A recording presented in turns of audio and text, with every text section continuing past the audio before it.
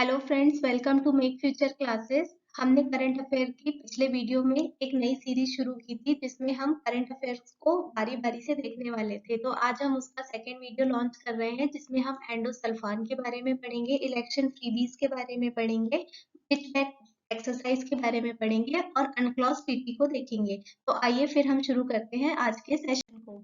तो पहली न्यूज है एंडोसल्फान विक्टिम्स के बारे में। मेनली क्या है, न्यूज यही है कि एंडोसल्फान की जो विक्टिम्स हैं उनके लिए जो ऑनरेबल सुप्रीम कोर्ट है उन्होंने Kasaragod district legal service authority से रिपोर्ट मांगी है कि किस तरह की सर्विसेज उन्हें केरला गवर्नमेंट की तरफ से ऑफर की जाती है और उसका स्टेटस क्या है। तो बेसिकली ये न्यूज हमारे इतने काम की नहीं है जिससे जितनी ज्यादा एंडोसल्फान के बारे में है। तो एंडोसल्फान क्या है, एक इंसेक्टिसाइड है और ये जो इंसेक्टिसाइड है ये केरला में किस तरह से यूज होता है। केरला में होती है काजू की खेती। तो काजू की खेती में जिस तरह से एक जो इंसेक्टिसाइड्स हैं उन्हें स्प्रे किया जाता है और इससे लोग कांटेक्ट में आ जाते हैं और उससे कांटेक्ट आने के बाद क्या होता है, उन्हें इलनेस हो जाती है, पैल्सीज हो जाती है, डिफॉर्मिटीज हो जाती है और जेनेटिक और एंडोक्राइन सिस्टम में कुछ गड़बड़ियां आ जाती है। तो इस तरह से जो केरला गवर्नमेंट है वो उन्हें इसके लिए कुछ मुआवजा भी देती है। तो उससे संबंधित हमारी ये न्यूज है। तो हमें इसमें क्या याद रखना है, हमें इसमें याद रखना है कि एंडोसल्फान है। एंडोसल्फान एक इंसेक्टिसाइड है और जो राइट टू हेल्थ है जो कि किसका फॉर्म है, राइट टू लाइफ का। जैसे कि हमारा जो कॉन्स्टिट्यूशन है उसमें जो आर्टिकल 21 है वो हमें क्या देता है, वो हमें राइट टू लाइफ का फ्रीडम देता है। तो राइट टू लाइफ के फ्रीडम के अंदर एक और राइट होता है जो होता है राइट टू हेल्थ का, कि यदि हमारी हेल्थ को नुकसान किसी न किसी कारण से होता है, ये हमारा अधिकार है। यदि हमारे अधिकार को कोई भी किसी भी तरह से नुकसान पहुंचाता है तो सुप्रीम कोर्ट जो है वो हमारे लिए एक गार्ड का काम करता है और वो हमें हमारे राइट्स को एक्सेस करने के लिए सुपीरियर पावर देता है। तो इससे क्या हुआ कि हमने ये जाना कि इस न्यूज से हमें ये समझ आया कि हमारी जो भी ये इंसेक्टिसाइड्स हैं और इनसे हमारी जो भी स्वास्थ्य को हानि होती है या हमारी हेल्थ में जो भी डिग्रेडेशन होता है, तो हमारी जो राइट टू हेल्थ का जो फ्रीडम है वो ब्रीच हो जाता है। तो इस तरह से इस तरह के राइट को हमें एक्सेस करने के लिए जो ऑनरेबल सुप्रीम कोर्ट है वो किसी ना किसी तरह से हमें सेफगार्ड्स को प्रोवाइड करता है। तो आइए देखते हैं अगली न्यूज को। तो अगली न्यूज ये है कि एक एक्सरसाइज है पिच ब्लैक एक्सरसाइज, वो हुई है जैसे हमने पिछले वीडियो में भी कल 2-3 एक्सरसाइज कवर की थी।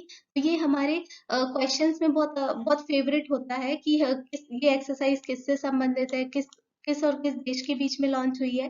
तो इस तरह से हमें इन्हें याद रखना पड़ता है कि ये जो पिच ब्लैक एक्सरसाइज है वो, आप जैसे कि यहाँ पे फाइटर जेट्स को देख रहे हैं तो ये एक एयरफोर्स से संबंधित एक्सरसाइज है। तो आइए न्यूज को देखते हैं।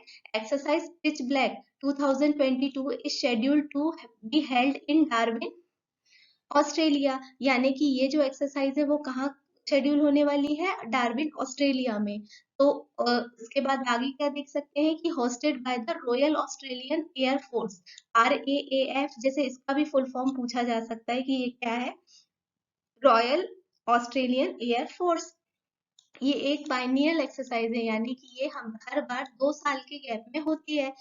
तो इसका लास्ट एडिशन 2018 में हुआ था। तो 2018 के बाद 2020 में होना चाहिए था, लेकिन क्या हुआ था कि तब हमारे यहाँ पैंडेमिक चल रहा था, कोविड-19। तो इस वजह से 2020 वाला कैंसिल हो गया था और अब 2022 वाला हो रहा है, जो कि कहाँ हो रहा है, डार्विन ऑस्ट्रेलिया में हो रहा है। और ये एक मल्टीनेशनल एक्सरसाइज है, मतलब इसमें बहुत सारे देश पार्टिसिपेट करेंगे और अपनी एक्सरसाइज को करेंगे, जिसमें क्या होगा कि एयर फोर्सेस जो हैं वो अपनी बेस्ट प्रैक्टिसेस को दिखाएंगी और अपने जो कॉम्बैट मिशंस हैं उनके लिए अपने आप को फिर से प्रिपेयर करेंगी। तो इसमें क्या है, मेन फोकस क्या है, लार्ज फोर्स एम्प्लॉयमेंट वारफेयर, मतलब वारफेयर में कैसे भी जब हमारी जो फोर्सेस जाती हैं तो उसके लिए वो कितनी तैयार है और कितनी तरह से उन्हें तैयार होना है। तो एक तरह का प्रैक्टिस टाइप का होता है। तो इसमें क्या होता है, participation of more than 100 aircraft and around 2500 military personnel from various air forces। मतलब ये सब इसमें पार्टिसिपेट करने वाले हैं और ये एक कॉम्बैट मिशन होगा, एयर कॉम्बैट मिशन होगा, जिसमें जो भी सब सारी एयर फोर्सेस हैं इन अलग अलग देशों की वो पार्टिसिपेट करेंगी। तो आइए आगे चलते तो आइए हम देखते हैं अगली न्यूज में, जिसमें लेबर रिफॉर्म्स के बारे में दिया गया है, जिसमें ये बताया गया है hard truths about India's labour reforms. ये मुद्दा अभी चर्चा में इसलिए बना हुआ है क्योंकि जो हमारा देश है वो अपनी आजादी का 75वां साल मना रहा है, अमृत महोत्सव मना रहा है। लेकिन लेबर रिफॉर्म्स की क्या कंडीशन है, ये बात डिस्कस करने के लिए इस मुद्दे को उठाया गया है। जैसे कि हम जानते हैं कि हमारे देश में 90% से ज्यादा जो है इनफॉर्मल सेक्टर्स पे मजदूर काम करते हैं, यानी कि इनफॉर्मल सेक्टर वो सेक्टर होता है जिसमें social security, health benefits, health insurance, job guarantee, salary की गारंटी, ये सब नहीं होती है। और वही फॉर्मल सेक्टर क्या होता है, जहां पर इन सब चीजों की बेनिफिट्स अवेलेबल होते हैं। तो ऐसा हमारे देश में क्या है, 90% के पास तो ऐसा है कि ये सारी चीजें है ही नहीं है। तो हमारे यहाँ पे जो लेबर है उनकी कंडीशंस बहुत ज्यादा खराब है। तो लेकिन उससे पहले हम ये देखते हैं कि इसके संबंध में रेगुलेशन क्या है। तो जो हमारा लेबर है वो हमारे कॉन्स्टिट्यूशन के शेड्यूल 7 का कॉन्करेंट लिस्ट का भाग है। अब शेड्यूल 7 क्या है, जो हमारे देश का कॉन्स्टिट्यूशन है उसके शेड्यूल्स हैं, जिसमें 7th शेड्यूल में 3 लिस्ट दी हुई है। एक है यूनियन लिस्ट, एक है स्टेट लिस्ट और एक है कॉन्करेंट लिस्ट। यूनियन लिस्ट में क्या होता है कि union government laws and regulations बनाती है। स्टेट लिस्ट में क्या होता है, state government laws and regulations बना भी सकती है और उसे इम्प्लीमेंट भी करती है। और कंकरेंट लिस्ट में क्या होता है कि ये दोनों आपस में रूल्स एंड रेगुलेशन बनाते हैं, और यदि दोनों ने बना लिया है तो यूनियन का जो लॉ है वो अमान्य होता है और स्टेट क्या करती है, उसे इम्प्लीमेंट कराती है। तो इस तरह से हमारे कॉन्स्टिट्यूशन में लिस्ट के बारे में दिया गया है। फिर आप देखते हैं कि इस न्यूज में ये बताया गया है कि several lakhs of citizens lost their sources of income and livelihood during the Covid pandemic. अब जो कोविड पेंडेमिक आया था उसमें हमने देखा भी था कि कितने सारे लोगों के लाइवलीहुड यानी कि आजीविका छिन गई थी। कितने सारे मजदूरों को यहाँ से वहां ट्रेवल करना पड़ा था विदाउट एनी सिक्योरिटी बेनिफिट्स। वैसे ही however there has also been an increase in the number of billionaires in India during the same period। और इसी दौरान क्या हुआ था कि जो हमारे देश के बिलेनियर्स हैं उनकी जो इनकम है और उनकी जो प्रॉपर्टी है वो दूनी और चौगुनी हो गई थी। तो इतना ज्यादा गैप कैसे आ गया कि हमारे देश में एक तबका था जो पूरी तरह से गरीबी की मार झेल रहा था, और एक तबका था जिसकी प्रॉपर्टी में दुगना और चौगुना बेनिफिट हो रहा। तो इस तरह से हमारे देश के रेगुलेशंस के बारे में सवाल उठते हैं कि ये इस तरह का गैप कैसे आता है, हमारे रेगुलेशंस क्या अच्छे से इम्प्लीमेंट नहीं हो पाते। तो ये इस तरह के क्वेश्चंस अभी राइज किए जा रहे हैं लेबर रिफॉर्म्स के संबंध में। वैसे ही एक न्यूज है कि अब लेबर रिफॉर्म्स के कुछ फैक्ट्स हैं, जिसमें ये दिया गया है कि जो राजस्थान है, Rajasthan was the first state to introduce labour reforms. Rajasthan जो था पहला ऐसा स्टेट था हमारे देश का जिसने लेबर रिफॉर्म्स को इंट्रोड्यूस किया था।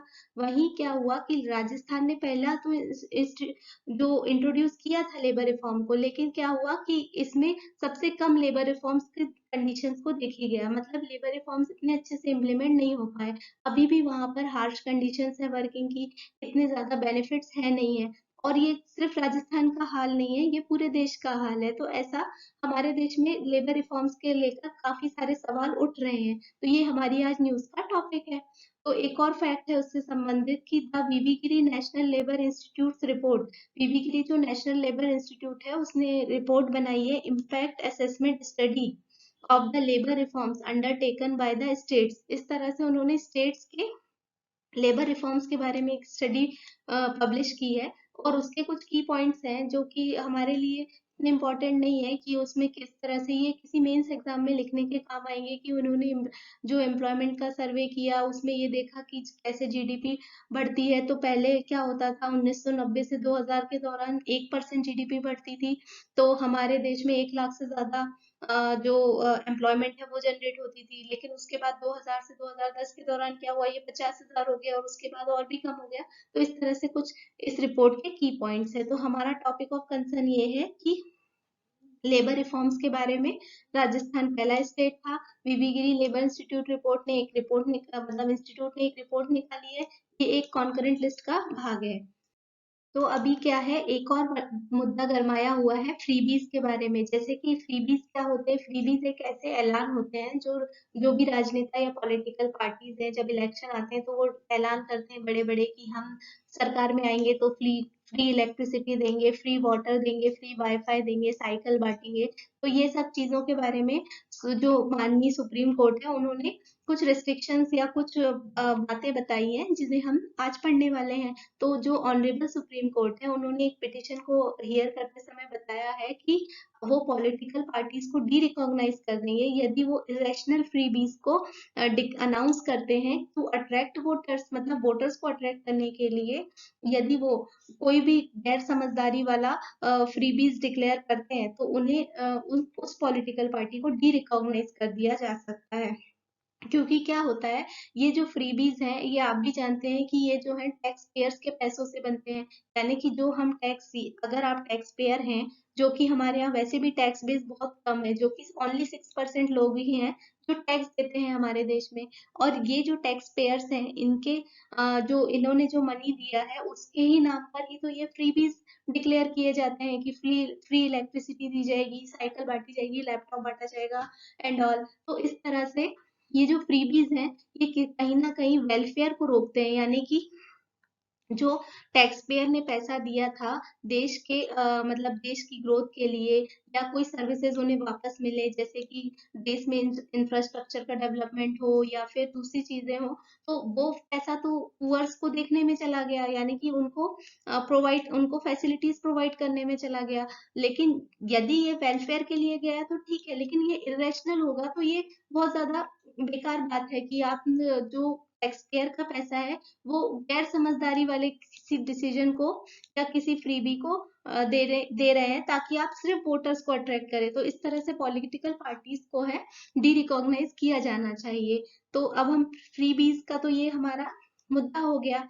तो हमारा क्वेश्चन क्या हो सकता है कि ये जो वेलफेयर की बात है, यानी कि जो सामाजिक भलाई की बात है, ये कहाँ दी है? ये directive principles of state policies में दी है, जिसमें ये बताया गया है कि जो ये जो फ्रीबी है और एक वेलफेयर है, ये दो शब्द को कैसे डिफाइन किया जाएगा, ये सुप्रीम कोर्ट ने अभी बताने की कोशिश की है और क्वेश्चन राइज किया है कि किस तरह से हमें इनको अलग करते हुए देखना चाहिए। तो वेलफेयर प्रोग्राम क्या होता है कि मतलब जैसे कोई भी पॉलिसी आती है तो उससे क्या होता है कि लॉन्ग टर्म में किसी का भला हो रहा होता है, मतलब लॉन्ग टर्म में ज्यादा से ज्यादा पब्लिक का भला हो रहा होता है, जिसमें वो प्रोडक्शन और प्रोडक्टिविटी को बढ़ाते हैं।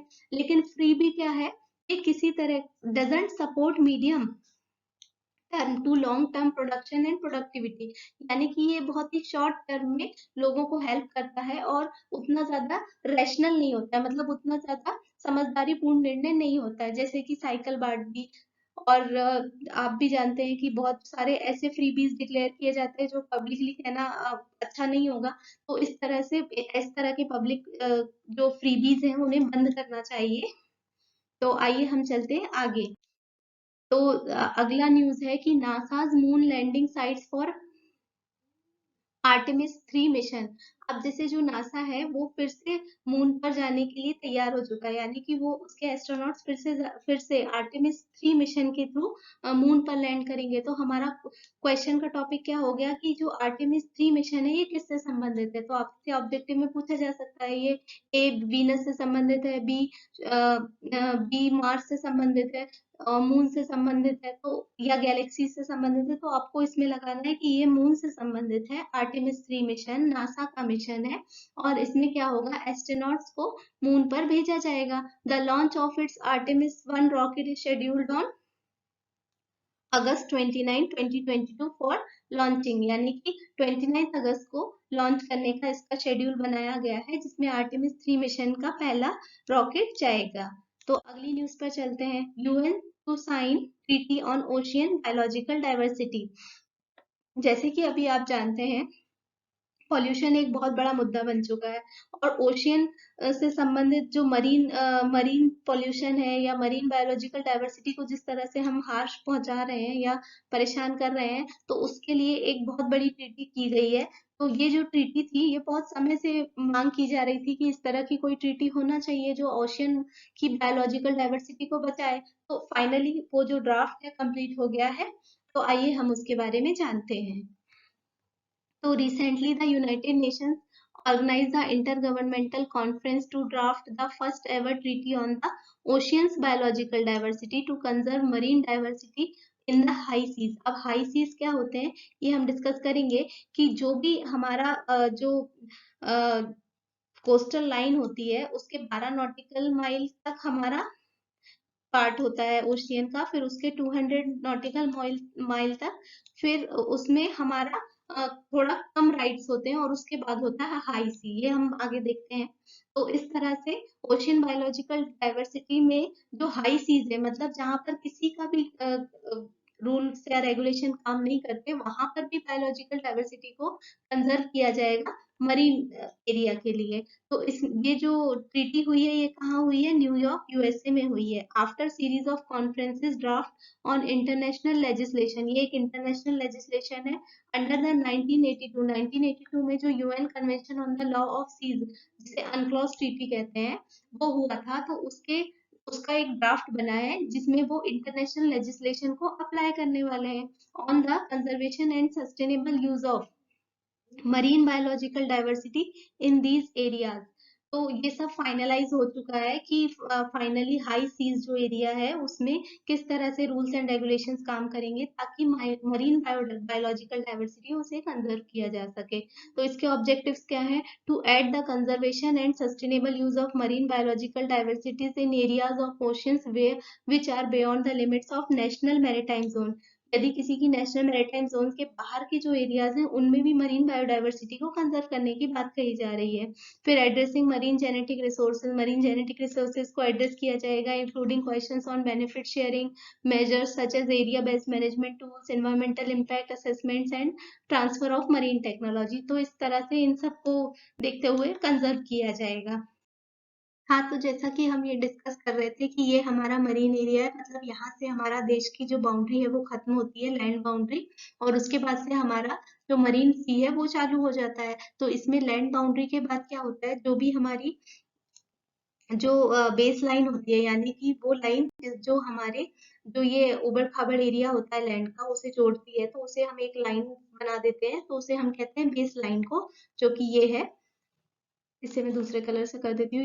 ये हमारी बेस लाइन है, यहाँ पर हमारा लैंड है और इसके अंदर जो पानी बच जाता है उसे हम क्या कहते हैं, इंटरनल वाटर्स कहते हैं। तो ये हमारा इंटरनल वाटर है। इसके बाद जो 12 नॉटिकल माइल का जो एरिया होता है वो टेरेस्ट्रियल सी कहलाता है, इस पे हमारा पूरा अधिकार होता है। इसके बाद का जो 200 नॉटिकल माइल का जो एरिया होता है, ये जो इसमें 200 नॉटिकल माइल का जो एरिया होता है ये वाला, यहाँ तक क्या होता है कि हमारा अधिकार तो होता है लेकिन हम वहां पे रॉयल्टी नहीं ले सकते, यानी कि वहां पर हम खनन वगैरह बहुत ज्यादा नहीं कर सकते, हमें उसे कंजर्व करने के लिए कहा जाता है। और इसके बाद जो होता है वो हाई सी होता है, उसके उस वहां यहाँ से जो भी हमारे देश मतलब हमारे देश की सारी सीमाएं खत्म हो जाती है, इसके बाद ये पूरे दुनिया का एक सा अधिकार होता है इसमें। तो ये है हमारा सी का स्ट्रक्चर। तो जो अनक्लॉज है वो बेसिकली इन सारे सी वाटर से और यहाँ की मरीन डाइवर्सिटीज को डिस्कस करता है। और अभी हमने देखा कि हाई सीज के लिए भी उन्होंने रूल्स एंड रेगुलेशंस को बनाया है।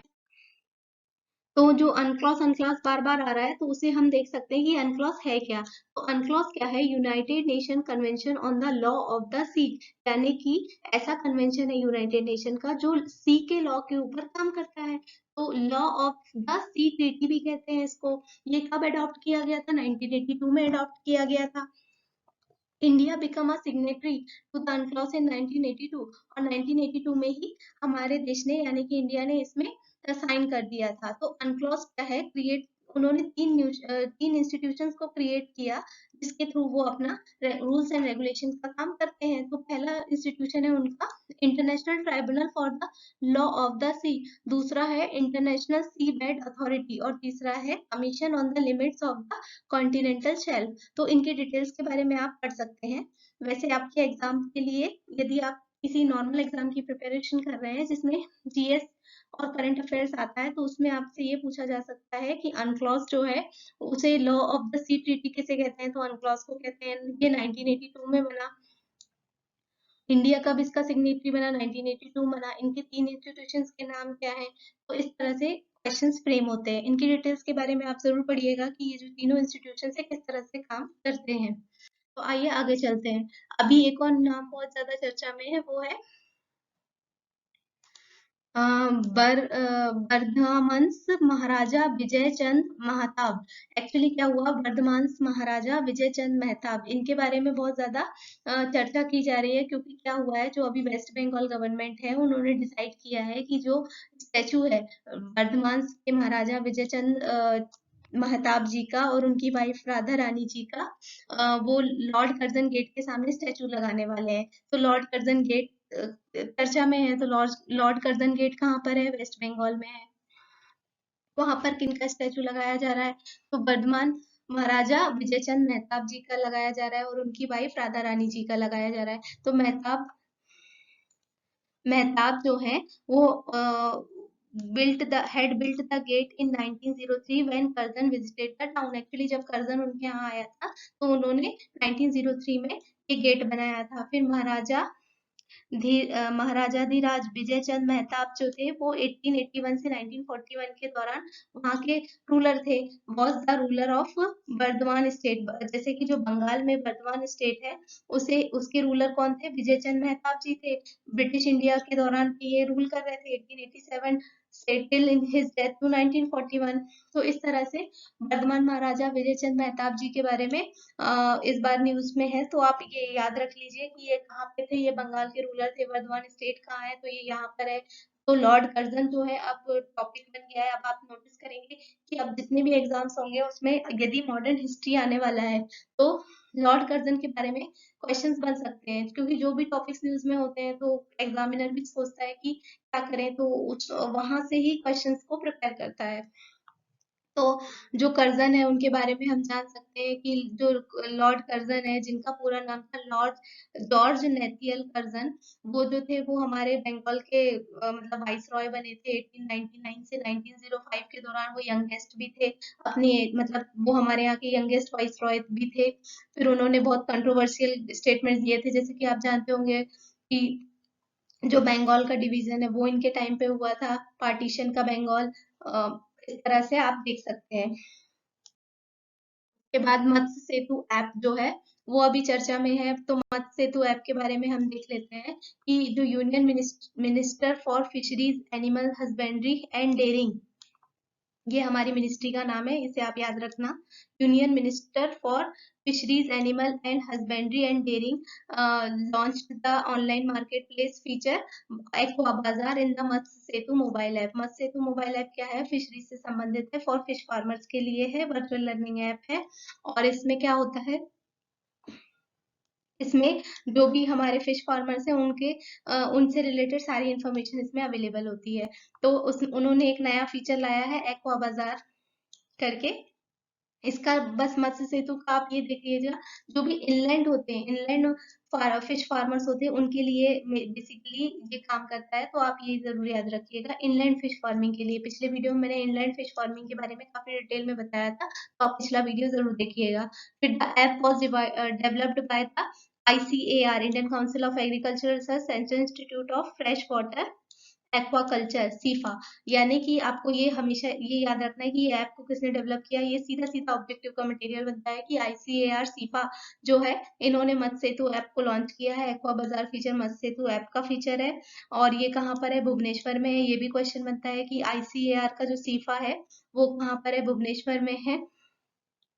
और ये किसके अंडर डेवलप किया गया है, प्रधानमंत्री मत्स्य संपदा योजना के बारे में के अंदर इस मत्स्य सेतु ऐप को डेवलप किया गया है to disseminate the latest fresh water. मैंने अभी बताया कि इनलैंड यानी कि फ्रेश वाटर जो एक्वाकल्चर टेक्नोलॉजीज है इसके लिए बनाया गया है। तो आप ये देख सकते हैं। इसके बाद स्विच EIB 22, ये आप नोटिस कर लीजिएगा कि ये जो है ये काफी ज्यादा जगह पूछा जाएगा कि ये है क्या है। तो ये क्या है, एक इलेक्ट्रिक व्हीकल है। अब जैसे कि इसमें लिखा हुआ भी है, इलेक्ट्रिक व्हीकल है स्विच करके।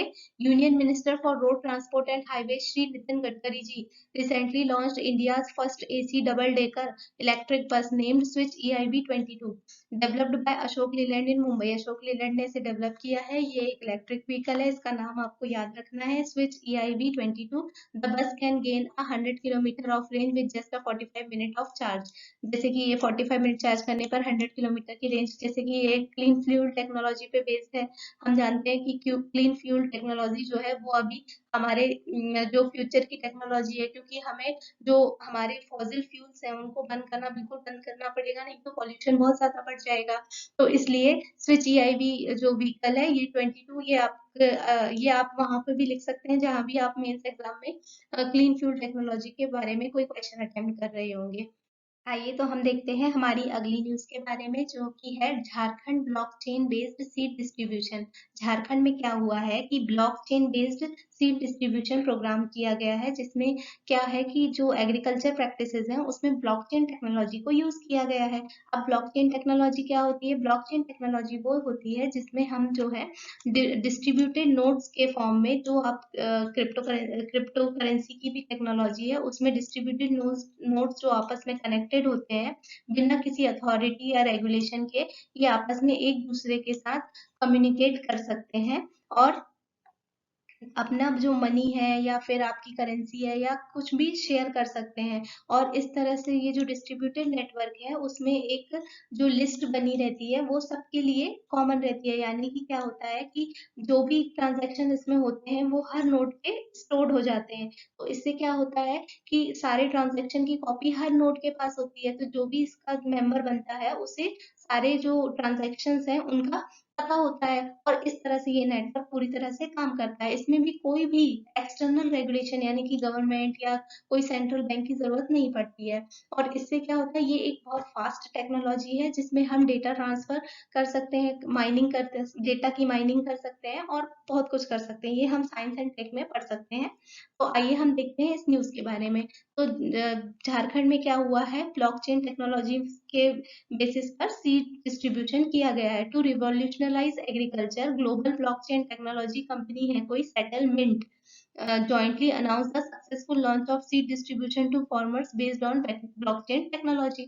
तो क्या हुआ है कि वहां पे सीड डिस्ट्रीब्यूशन जो किया गया है झारखंड में, झारखंड गवर्नमेंट के द्वारा, वो एक सेटलमेंट ब्लॉकचेन कंपनी है, उन्होंने उसका इस्तेमाल किया है ब्लॉकचेन टेक्नोलॉजी का और फिर सीड का डिस्ट्रीब्यूशन किया है। तो मैंने आपको जैसे कि बताया कि किस तरह से सारे नोट्स में जो सीड डिस्ट्रीब्यूशन की इंफॉर्मेशन है वो हो जाएगी। तो इससे क्या होता है कि ट्रांसपेरेंसी बनी रहती है, कि जैसे बहुत सारे हमारे भ्रष्टाचार रुक जाते हैं, क्योंकि क्या होता है कि यदि सीड डिस्ट्रीब्यूशन के बारे में हर नोट के पास इंफॉर्मेशन होगी तो सीड कितने कहाँ किसको बटे ये पता चल जाएगा। तो इससे क्या होगा कि जो ट्रांसपेरेंसी है वो बढ़ जाएगी, प्लस आपका जो रिसोर्सेज है उसका बेस्ट यूटिलाइजेशन हो पाएगा, प्लस हमारे जो देश में वेलफेयर हो रहा है उसका हम करेक्ट पिक्चर देख पाएंगे। आगे चलते हैं। अब जो महाराष्ट्र गवर्नमेंट है उन्होंने जो दही हांडी है उसे ऑफिशियल स्पोर्ट डिक्लेयर कर दिया है। जैसे कि हम जानते हैं कि हमारे यहाँ जो भी स्पोर्ट्स ऑर्गेनाइज होते हैं, जैसे आप क्रिकेट देख लीजिए, खो खो देख लीजिए, कबड्डी देख लीजिए, या जो भी स्पोर्ट होता है वो उसको एक मान्यता मिली होती है ऑफिशियल स्पोर्ट की। तो उससे क्या होता है, यदि कोई भी पार्टिसिपेंट या स्पोर्ट का जो स्टूडेंट है वो उसमें पार्टिसिपेट करता है तो उसके करिकुलम में वो शामिल हो जाता है, और करिकुलम में शामिल हो जाता है तो उसे बहुत सारे गवर्नमेंट स्कीम्स के बेनिफिट मिलते हैं। एज ए स्पोर्ट्स पर्सन उसे काउंट किया जाता है, प्लस उसे गवर्नमेंट जॉब्स वगैरह भी मिलती है, स्कॉलरशिप मिलती है, और बहुत सारी पेंशन स्कीम्स उनके लिए अवेलेबल हो जाती है। तो इस तरह से स्पोर्ट्स का जो कोटा है वो कम्प्लीटली उन्हें अवेलेबल हो जाता है। तो जो दही हांडी है वो भी एक अच्छा स्पोर्ट है, उसमें भी काफी ज्यादा मसल स्ट्रेंथ की रिक्वायरमेंट होती है और वो हमारे यहाँ पे काफी लोकप्रिय भी है। तो इस तरह से महाराष्ट्र गवर्नमेंट ने उसे ऑफिशियल स्पोर्ट का दर्जा दे दिया है। तो Dahi Handi has now been given the status of a game in Maharashtra, इसे गेम की तरह काउंट किया जाएगा। तो मैंने अभी बताया कि इस तरह की उसे सारे बेनिफिट्स मिलेंगे। It will be considered as a type of adventure sports, ये एक एडवेंचर स्पोर्ट्स है, हम भी जानते हैं बहुत मजा आता है इसे खेलने में। Chief minister mister Eknath Shinde told the Vidhan Sabha that Govind Das who, जैसे ये जो स्टूडेंट्स हैं या आप जो भी इन्हें कहें स्पोर्ट्स पर्सन है, इन्हें गोविंदा कहा है उन्होंने विधानसभा में, कि ये जो गोविंदास है who join Dahi Handi will given benefits of government schemes। Actually क्या होता है, कोई भी स्पोर्ट पर्सन है, अपार्ट फ्रॉम दिस ये सारी बेनिफिट्स के बाद भी उन्हें एक चीज का रिस्क होता है, वो है लाइफ का रिस्क या इंजरी का रिस्क। अब इस तरह के रिस्क को भी तो कोई ना कोई स्पोर्ट पर्सन फॉलो करता होता है। तो क्या होता है कि जैसे कोई भी अच्छा रिकॉग्नाइज्ड स्पोर्ट होता है और उसे मान्यता मिली होती है, तो इंश्योरेंस कंपनीज भी उन्हें लाइफ इंश्योरेंस, इंजरी का जो इंश्योरेंस है, हेल्थ इंश्योरेंस, वो सब प्रोवाइड करती है। अब लेकिन जो स्पोर्ट कहीं ऑफिशियली डिक्लेयर्ड ही नहीं है, जैसे दही हांडी, अभी यहाँ पर किसी को चोट लग जाए या किसी तरह की इंजरी हो जाए या कोई दुर्घटना हो जाए, जैसे कि किसी की डेथ हो जाए या फिर बहुत सारे ऐसी चीजें हो सकती है जो हम नहीं चाहते कि हो, और उसके बाद जो उस फैमिली पर या उस स्पोर्ट्स पर्सन पर जो बीतेगा, उसके लिए क्या होता है कि जरूरी होता है कि उन्हें ऐसा एक स्टेटस मिला होना चाहिए ताकि उन्हें सिक्योरिटी बेनिफिट्स मिल सके। तो इस तरह से ये एक अच्छा स्टेप है जिसे हमें रिकॉग्नाइज करना चाहिए और इसकी तारीफ की जानी चाहिए और सारे देश में इसको लागू करने के लिए मांग की जानी चाहिए। तो आइए हम चलते हैं अपनी अगली न्यूज के बारे में, जो है कि India first indigenous monkey pox test kit, जो कि हमारे देश में ही बनाई गई है। और इस तरह से हम यदि किसी वायरल डिसीज की टेस्ट किट को बनाते हैं, तो आप जानते हैं कि इससे उसके जो टेस्टिंग है वो आसान हो जाएगी, हमारे ही देश में होगी, कम समय में होगी और हमें ये सस्ती पड़ेगी। तो इस तरह के जो साइंटिफिक अचीवमेंट्स है, ये हमारे हेल्थ इंफ्रास्ट्रक्चर को बढ़ाने में बहुत ज्यादा मदद करते हैं। आइए इस न्यूज के बारे में देख लेते हैं कि जो Andhra Pradesh medtech zone recently launch the first indigenously manufactured RTPCR for monkey pox. तो आरटीपीसीआर क्या है? Reverse transcription polymerase chain reaction. इसके बारे में आप डिटेल में पढ़ सकते हैं कि आरटीपीसीआर टेस्ट क्या होता है, ये किस तरह के वायरसेस के लिए यूज किया जाता है। तो आरटीपीसीआर टेस्ट किट है, ये मंकी पॉक्स के लिए है। मंकी पॉक्स एक वायरल डिसीज है जो कि स्प्रेड होती है बिटवीन पीपल टू पीपल और सर्टेन एनिमल्स के बारे में। ये जो डिसीज है, ये जो है वेरियोला वायरस फैमिली से आती है। वेरियोला वायरस फैमिली का आप और हम एक बहुत ही फेमस डिसीज जानते हैं, वो है स्मॉल पॉक्स। तो स्मॉल पॉक्स जो है वो मंकी पॉक्स जैसी ही एक डिसीज है। तो दोनों आपस में एक ही फैमिली से आती हैं। तो इसमें क्या क्या होता है, ये जो है 1958 में पहली बार देखी गई थी। और इसके बाद इसका जो सोर्स है वो basically non human primates like monkeys माना जाता है।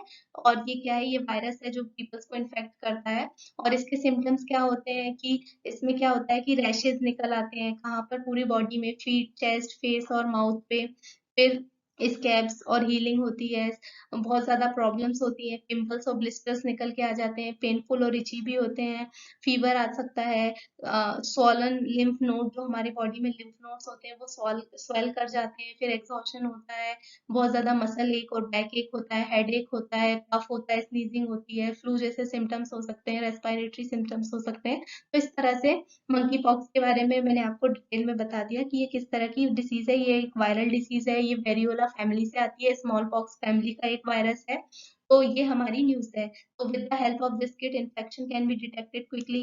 ये जल्द से जल्द टेस्ट के रिजल्ट दे सकती है। और ये जो किट है वो पहली बार डेवलप किसने किया था? ट्रांस एशिया एरबा बायोमेडिकल्स ने लॉन्च किया था by Ajay Kumar Sood, principal scientific adviser of the centre. यानी कि जो एरबा बायोमेडिकल्स है उन्होंने पहले इसे लॉन्च किया था और अभी हमने इसे indigenously Andhra Pradesh medtech zone ने इंडिजिनियसली माने हमारे देश में ही इसे बनाया है। तो ओके, थैंक यू। आज के लिए हमारा करंट अफेयर का ये था। यदि आप हमारे वीडियो को पसंद कर रहे हैं तो हमारे चैनल को लाइक शेयर सब्सक्राइब जरूर करिए। और हमारे जो चैनल है उसमें फॉरेस्ट्री का कोर्स, फिजिक्स का कोर्स और एनवायरनमेंट का कोर्स चालू है, तो उसे आप जरूर से देखिए। तो थैंक यू।